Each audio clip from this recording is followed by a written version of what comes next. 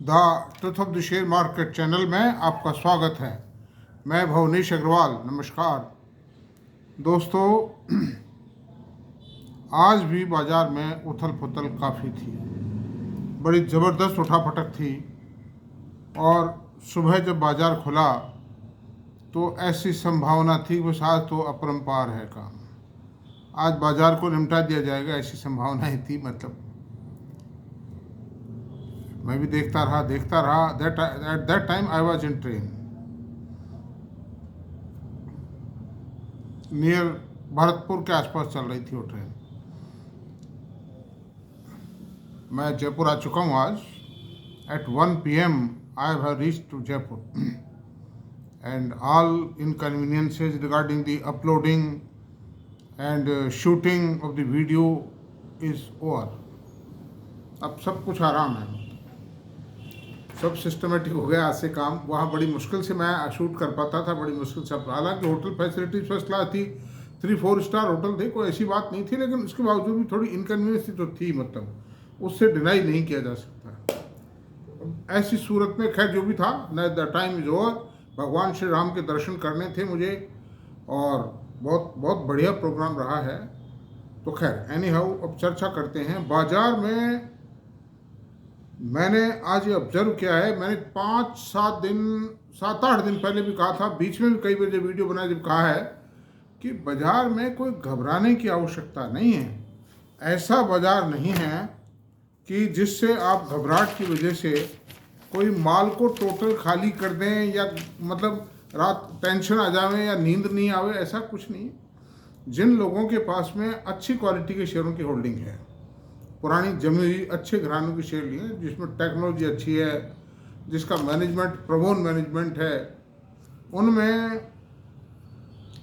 उनमें कोई चिंता वाली बात नहीं है। तो सब आते रहते हैं, मौसम बदलते रहेंगे।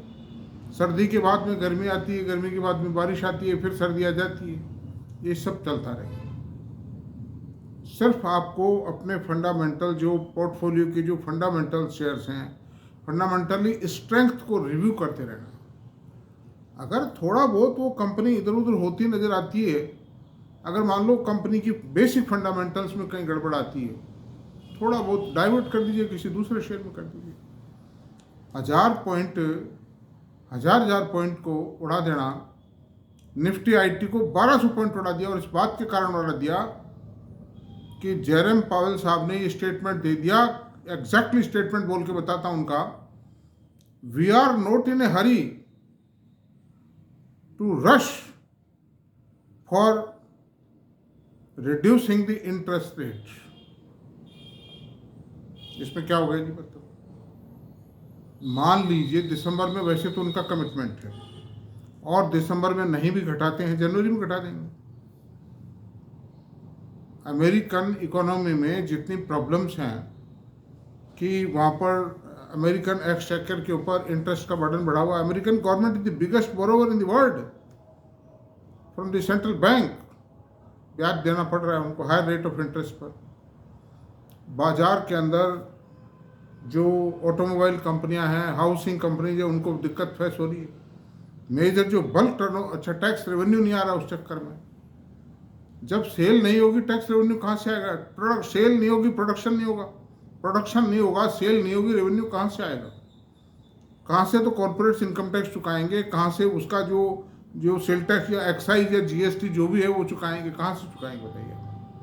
तो government of America, the government American economy is facing a severe trouble to high rate of interest. तो ये इंडिया में भी थे। रघुराम राजन जो थे, जब भारतीय जनता पार्टी की सरकार बनी केंद्र में सन 2014 में, he was bent upon for not reducing the interest rates।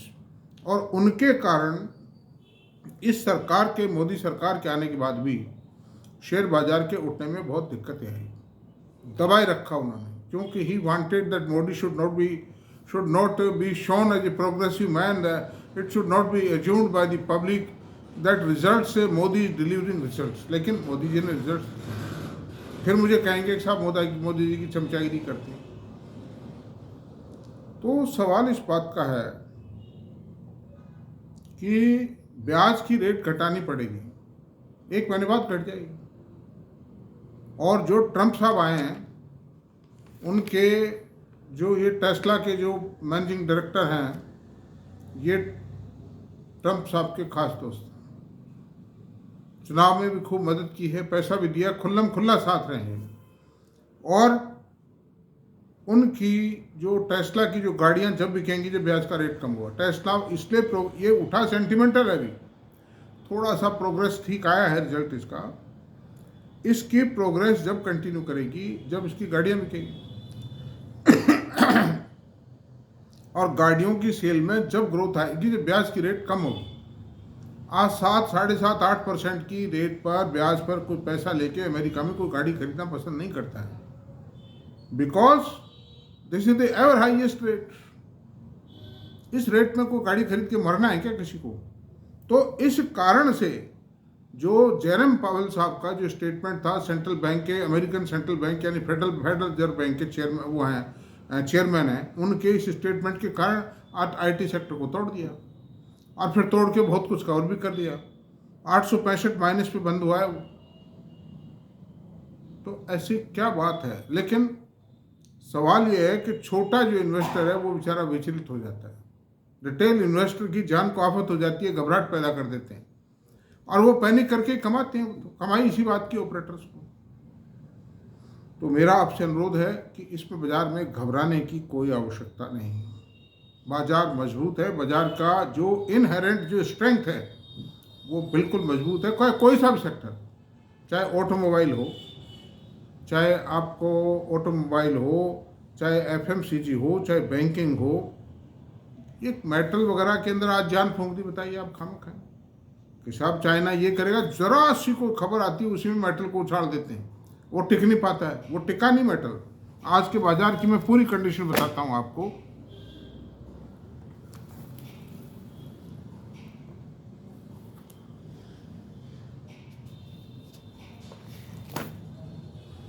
Question ये है,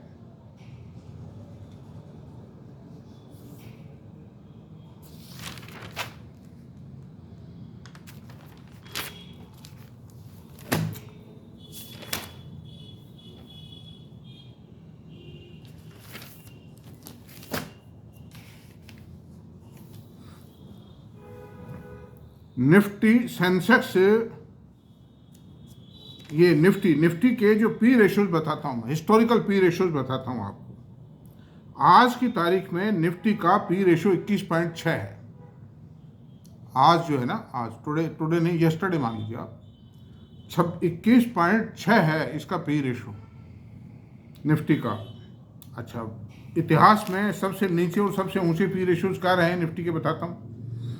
2019 में 29 पी रेशियो था, कोरोना काल शुरू होने से पहले, 1 साल पहले। अच्छा, उस समय भी एफआई धड़ाधड़ बेच रहे थे, मतलब खूब बेच रहे थे। अच्छा, 2021 में 32.73, कोरोना काल चल ही रहा था, लेकिन कोरोना काल का पहला साल गुजरने के बाद में 2021 में हाईएस्ट जो रेट था इसका निफ्टी का जो पी रेशियो था 32.73 था। That was the highest P ratio in the history of Nifty. 2007 में बहुत ज़्यादा तेजी थी, तब भी निफ्टी का पी रेशियो ये नहीं रहा। अच्छा, अब लो कब रहे हैं? 2003 में 13.2 था पी रेशियो, जब भी घोर मंदी थी, अटल बिहारी वाजपेयी की सरकार थी। ये ग्रोथ तो बाद में शुरू हुई है, जो उन्होंने काम किया उसके रिजल्ट आए जब किया, मतलब। और 2013 में 17.4 था पी रेशियो, जब ये यूपीए सरकार थी, यूपीए 2 का कार्यकाल था, और उसमें काफ़ी स्कैम हो गए थे, बड़े बड़े नेता जेल चले गए थे और कई स्कैम हो रहे थे, और कांग्रेस सरकार जो थी, यूपीए सरकार, अंतिम सांसें गिन रही थी। उस समय भी 17.4 था। तो देखिए 21.6 का P ratio, it is not on the higher side. अच्छा, अब सेंसेक्स है ये 22.16 है, वो मतलब थोड़ा एक आध शेयर उसमें है, इसमें नहीं है, उसका फर्क पड़ जाता है। सेंसेक्स 30 शेयर का है, निफ्टी 50 शेयर का है। अच्छा, निफ्टी बैंक का रेशियो 13.7 ही है, भाई इससे सस्ता क्या होगा ये बताओ आप। निफ्टी बैंक का 13.7 का पी रेशो निफ्टी बैंक का, जिसमें HDFC bank, ICICI bank, SBI, Axis bank, tech, Kotak bank, ये इतनी बड़ी बड़ी दिग्गज ताकतवर कंपनियां शामिल है। The damn cheap.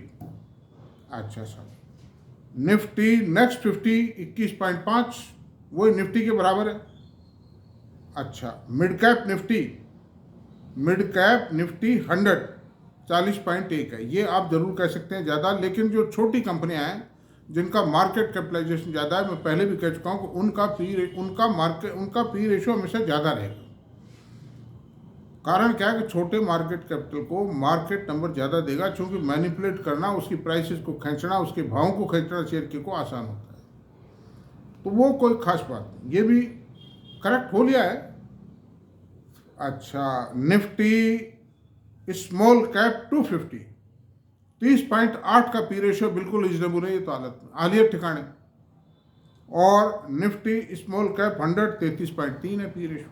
लेटेस्ट है ये, फ्राइडे क्लोजिंग, आज मंडे, फ्राइडे क्लोजिंग का बृहस्पतिवार का मान लीजिए, फ्राइडे को गुरु नानक जयंती की छुट्टी थी। और IT इंडेक्स की बात बता रहा हूँ।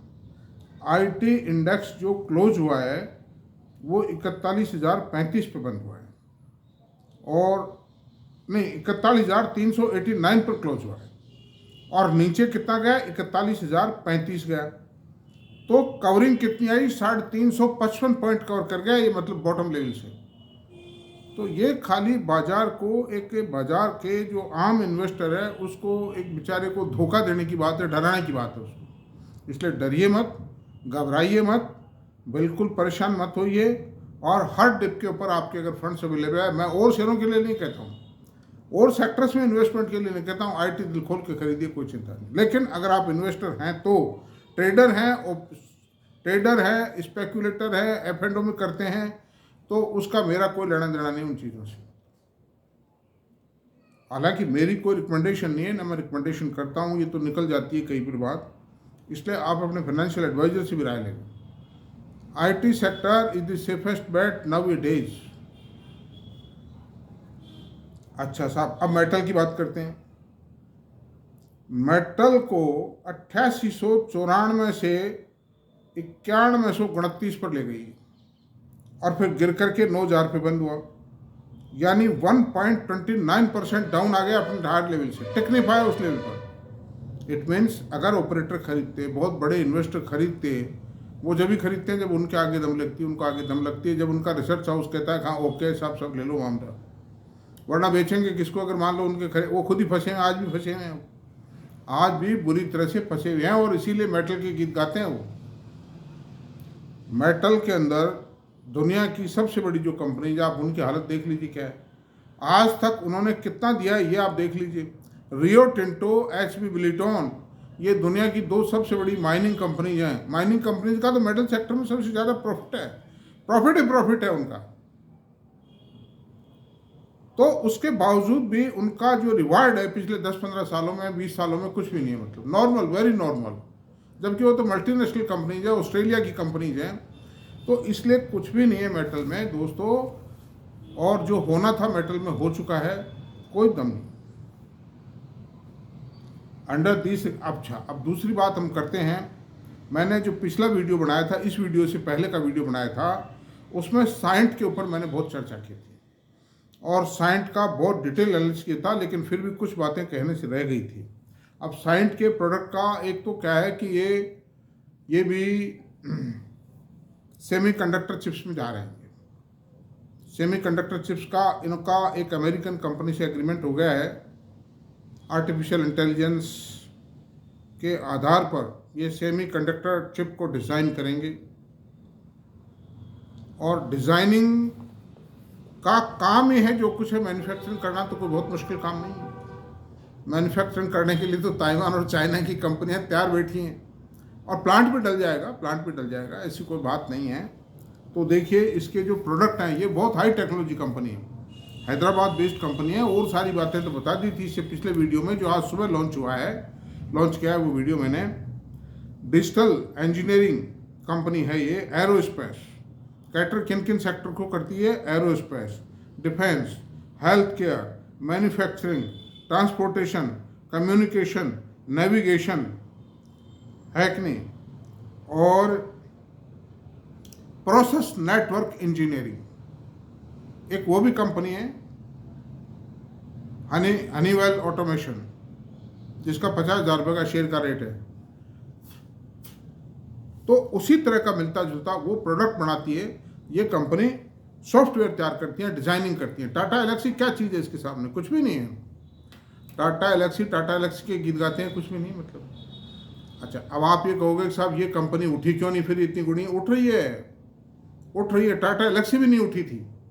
टाटा एलेक्सी का आईपीओ आया था 92 के आसपास, और इसके शेयर में जो करंट आया है वो करंट आया है सन 2014-15 के आसपास। इसलिए आप ये नहीं कह सकते कि ये मतलब है। बाकी साइंट के शेयर को कोई 5-7 साल 10 साल के लिए उठा के रख दे, निश्चिंत, एक तो निश्चिंतता की नींद सोएगा, उसको कोई टेंशन नहीं आएगी। मैं चाहे कोई भी शेयर बेच लेता हूँ, खरीद लेता हूँ, उल्टा फेरी कर लेता हूँ, वो ये सेक्टरल रोटेशन करता रहता हूँ, छोटे मोटे करता हूँ, लेकिन आईटी का मैंने आज तक एक भी शेयर नहीं बेचा है। कोई चिंता की बात ही नहीं। मेरे चेहरे पर आप कभी मुरझाई देख रहे हो क्या? हैं? You will feel me always happy like a young man of 25-30 years. मेरी आवाज़ में कहीं दबाव है?